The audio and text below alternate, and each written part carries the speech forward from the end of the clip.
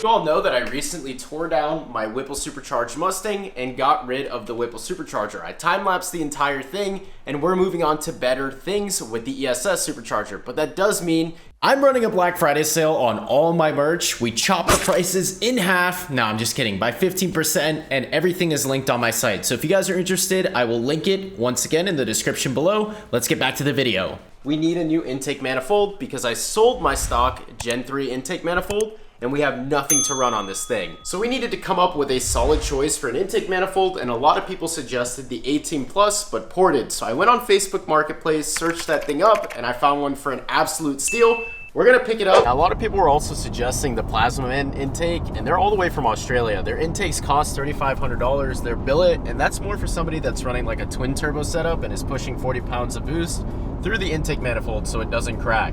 So I didn't want to go with that because it wasn't cost effective. You also have the Cobra Jet, but that thing is super expensive too. I didn't think it was worth it. Plus you have to do all custom duct work to make it work with the ESS intake, so I didn't want to do that either. And then we had the Boss 302 option, which was just more expensive overall. And I just found a deal that I couldn't beat with the intake for the 2018 Plus ported. So 250 bucks, and usually they sell them for $1,000 brand new. That's around the same for a Boss 302, but I figured, you know what, save $750 and we'll have some more money for the build later on. So that's why I went with that option, if anybody was wondering. Which catch can is that, if you don't mind me asking? Oh, this is for my truck, the F-150 right now. I have an oil cooler too if you want. Oh, okay, so this is a Gen 2 throttle bar? Yeah. Where do the fuel rails click in on these? That goes to like right here. Really? Like, so I have to get an aftermarket 6AN fuel rail? It'll just like... Yeah. Or if you want, you can take this one. I think these fuel rails should go on, but I think this one's a little bit better. So how come this one doesn't look like the other one with the dual intakes and all that? They didn't do that with the trucks? Nah. The only difference is from the truck ones to the Mustang ones is that the oil pump, and then obviously the cylinder deactivation, that's it. So we just secured it from my boy Justin. He was actually pretty cool. He put this on his truck, or bought it for his truck, and then he needed adapter plates, and he was like, yeah, no shot that I'm buying the $1,000 adapter plates, because this is for a Mustang. So that's why he ended up selling it. It is ported. I'll show you guys like how it's ported and what that really means later on. And there's his truck. It sounds pretty sick. A few moments later.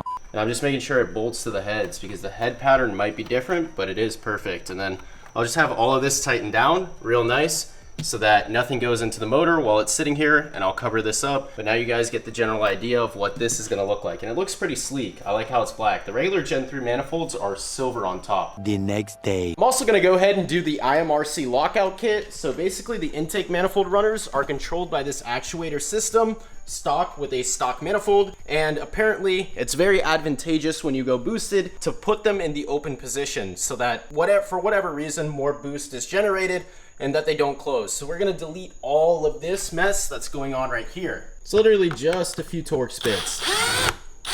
All of this kind of just pops off. That does not look right. And we are done with deleting this system. We gotta take off this vacuum line too.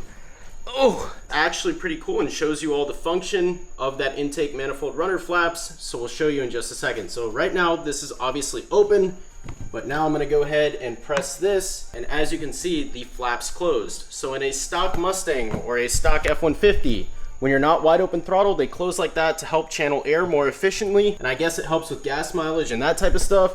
And then once you go wide open throttle, they flip open via that actuator system, and you get more airflow. We're deleting them so that they stay open and we get more top end power. Already fitted one side, now we're gonna take the other, and we're gonna make sure that this is in the open position.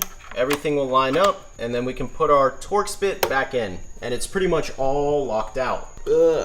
Come on.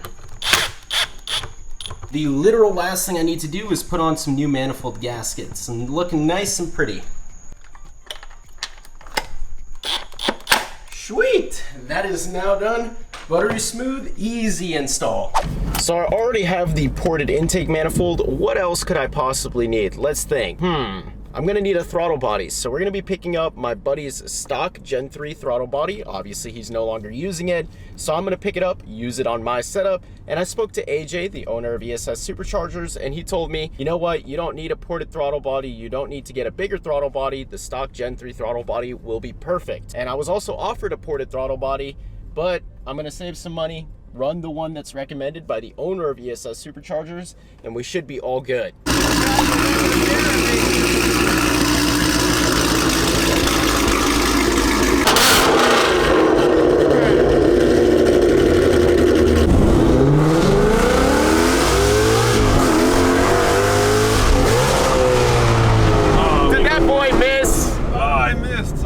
So now we're gonna throw on this throttle body. Jeremy did not tell me that this thing is ported. If you guys don't know what porting is, make sure to check out, actually I explained it in this video, what am I talking about? Ported versus non-ported stock intake manifold. What exactly is the difference? Well, it's actually very simple. You see, with a ported intake manifold, and specifically with my application, I paid a person essentially to take a Dremel and Dremel out both the intake snout, so that is where the throttle body attaches, as well as the intake manifold runners, which are on the bottom side. I previously showed that. So basically all you do is take a Dremel and you increase the size or the diameter of the opening of both the intake snout and the intake runners, and you actually go up in there too and basically open it up. Why exactly are we doing this? Well, to increase airflow. You see, cars are very simple. If you increase the airflow and you have more fuel, then you have more combustion and horsepower. So that's my simple explanation. So yeah, we're gonna get more airflow.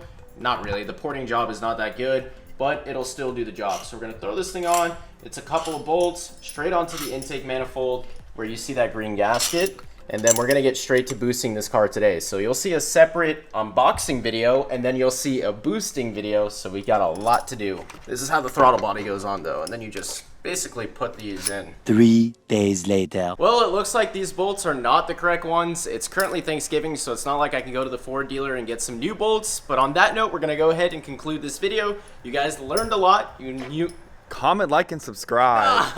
Nah. If you guys enjoyed this video, please remember to comment, like, and subscribe, and I'll see you in the next one.